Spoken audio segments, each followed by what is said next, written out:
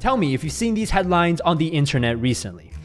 It seems like there's a lot of confusion surrounding the Kawhi Leonard saga. A lot of people are jumping to conclusions instead of looking at the facts. And instead, they're reading clickbaity headlines and rumor-spreading titles. So in today's video, I will present a detailed timeline of Kawhi Leonard's situation, reports we've gotten from authentic journalists, and with what we then know, come to a plausible set of conclusion regarding what is going on with Kawhi and San Antonio.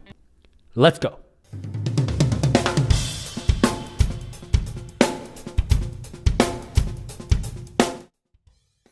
What's up, guys? My name is Mark. Let's go all the way back to May 14th, 2017. Game 1 of the Western Conference Finals between Golden State and San Antonio.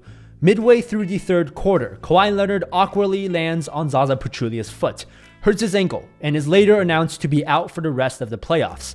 About a month later, on June 20th, Spurs general manager R.C. Buford tells the media that Kawhi's recovery for his ankle is going well and that Kawhi should be ready to play at the start of the season. However, 3 weeks before the season starts on September 20th, the Spurs announced that Kawhi is diagnosed with right quadriceps tendinopathy and that he would miss the entire preseason. It turned out that it took longer than just the preseason, as Kawhi missed the first 2 months of the entire regular season. Finally, on December 12th, Kawhi returned to the courts on a minutes restriction against the Dallas Mavericks. Between December 12th and January 13th, Kawhi played 9 total games. During these 9 games, Kawhi slowly worked his way up to playing around 20 plus minutes per game. In the post-game interview on January 13th, Popovich commented on Kawhi's progress, saying, quote, "He looks confident. He looks confident in his body, and he wasn't really winded tonight either, which surprised me. He's coming along well." However, January 13th would turn out to be the final game Kawhi played this season.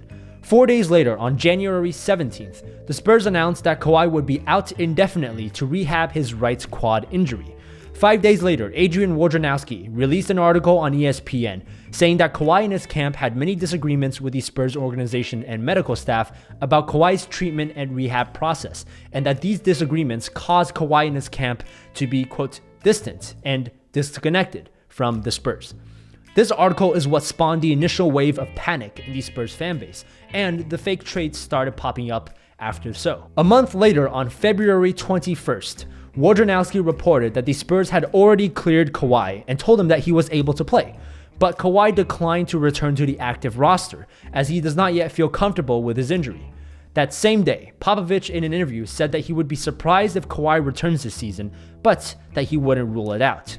2 weeks later, on March 7th, Kawhi directly spoke to the media for the first time since his last game on January 13th, saying that he's continually making progress but doesn't have a timetable for when he thinks he will return. When asked if this situation has caused any friction between him and the Spurs organization, Kawhi said, "Everything was done as a group. I don't feel like nothing was friction. I talk to Pop every day. He knows what the progressions were. He knew what I am doing the whole entire time." 3 weeks later, on April 1st, Wojnarowski reported that Kawhi had left San Antonio and gone to the official NBA Players Association facility in New York for his rehab processes. At this point, with the playoffs just 2 weeks away, it was assumed by the Spurs, the media, and the fans that Kawhi wouldn't come back this season, which wasn't much of a shock to anyone who was keeping up with this situation. After losing to the Warriors in Game 1 in the first round of the playoffs on April 15th, Popovich, when asked about whether Kawhi will return, said, "You'll have to ask Kawhi and his group that question." Then a couple days later, Bleacher Report posted this clickbait fake headline that reads, "Kawhi Leonard reportedly goes weeks without responding to Spurs calls, texts. I swear to God, nobody ever bothers to read and check the sources, do they? Well, let's do the media's job for them." This article's headline comes from a piece by Eileen Voisin in the Sacramento Bee. Bleacher Report's article reads, "Voisin initially reported Leonard wouldn't respond to the Spurs messages for weeks at a time." No, she didn't. At no point in Voisin's article, the one that Bleacher Report sourced, did she ever mention Kawhi would go weeks without responding to the Spurs calls and texts. That's just dishonest reporting. According to Voisin, Spurs head coach Greg Popovich will entertain trading Leonard if he's unable to improve Leonard's relationship with the franchise. Again, dishonest reporting. Bleacher Report makes it sound like Voisin is reporting that Popovich would entertain a trade, as if she has sources close to Popovich. She works for the Sacramento Bee, not the San Antonio Bee, for Christ's sake. But if you read the original article, which Mr. Joseph Zucker has misrepresented multiple times already, Voisin is not reporting this as if she knows something we don't. She's simply hypothesizing and analyzing the situation on her own. This is not an objective journalistic report. This is an opinion piece. You want to know how I can tell it's an opinion piece? Because in the middle of the damn article, it says opinion in big, bold letters. This is the same as me making a YouTube video saying, I think Greg Popovich would entertain trading Kawhi. Opinion is not reporting. This is dishonest journalism, making these hyperbolic statements and titles just so you can get a few more clicks. Pathetic. All right, I had to get that out of the way because this Bleacher Report article is just one of many non-credible reportings on the Kawhi Leonard situation. Some people have said that the Spurs misdiagnosed Kawhi's injury. Again, no confirmed or credible reporting on this supposed fact. Credible reportings come from credible journalists who have credible sources around the NBA. People like Mark Stein of the New York Times, who very recently reported that the Spurs continue to give off the signal that they will not trade Kawhi. Okay, now I've presented most of the important information. These are the facts, or at the very least, these are the authentic reportings that we can likely assume is true. Now, based on what we know, we can now have a debate and discussion about what exactly is going on with Kawhi Leonard. From what I can tell, NBA fans and media members are split into two camps. Some people are siding with the Spurs organization, saying that if the team doctors cleared him, then he should play, and that he should be there for his teammates. The other camp says that Kawhi has the right to evaluate his own situation. If he feels the team doctors have not competently treated his injury, he is allowed to consult with other medical professionals to determine what is right for him and his ability to play in the future. Me personally, after looking into this situation and digging up all the credible information that I can find, I'm on Kawhi's side, although I have a lot of empathy for Spurs fans who are upset and for people in the other camp who side with the team. There has been quite an extensive history of NBA players getting screwed over by team doctors who told them they were ready to play when they weren't. And when I say screwed over, I don't mean that team doctors are maliciously trying to hurt these athletes. It's more so that team doctors are constantly being pressured by the team, again, the team that pays their salary and pays their bills, to clear a player's injury so that he can return to the lineup as soon as possible. The most egregious case of this happening is with Grant Hill, who, as we all know, is one of the all-time what if he never got injured players. Grant Hill, in an interview with Fox Sports, talked at length about how the Detroit and Orlando team doctors repeatedly downplayed his injuries and rushed him back before he was ready. Quote, "We could do a whole podcast on just my series of injuries and what I think was a mismanagement of those injuries." End quote. Because there's a precedent for this happening, a common precedent for this happening, I side with Kawhi in being cautious about his injury, especially one that is as tricky as a quad injury. I understand why some people want him to just push through it, but the idea of pushing through an injury, while glamorous on the surface, is often neither good for the player or the team.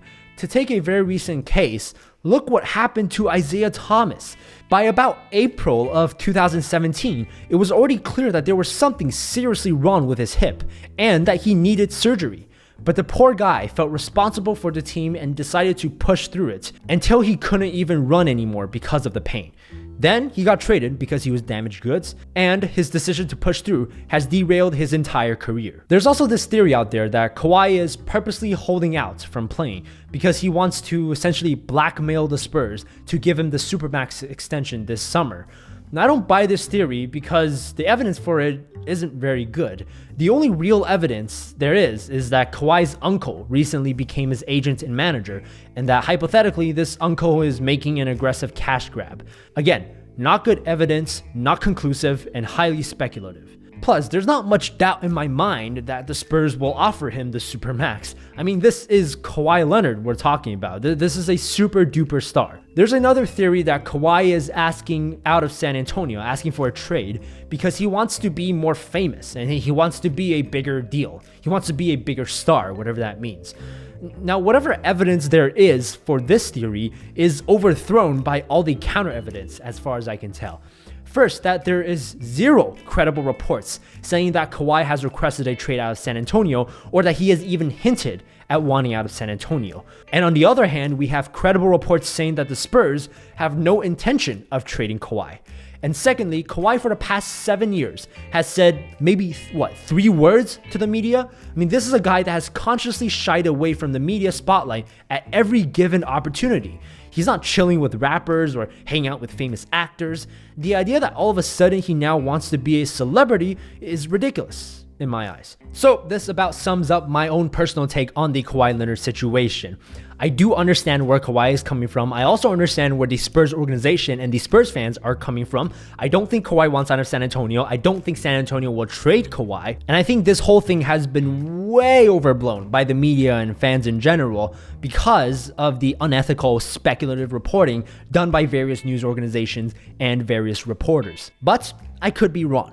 If more recent credible information comes out about Kawhi Leonard and about San Antonio, then that could change things. But as of right now, April 19th, this is what we know, and this is my personal take given what we know. And as a general public service announcement, if you want to make sure that the information you're getting is honest and credible, then one of the things you can start doing is stop reading just the headlines and start reading the actual articles. And when you read the articles themselves, check for the sources that the article links to. Check to see if the sources themselves are credible. If the article makes claims that are not sourced, or if there are not any links to the sources, then it's a bad article. This doesn't just go for basketball. This goes for any type of information you get, especially on the internet. Breaking news, scandals, politics, whatever. With that being said, thank you for watching. If you found this video helpful, give it a like.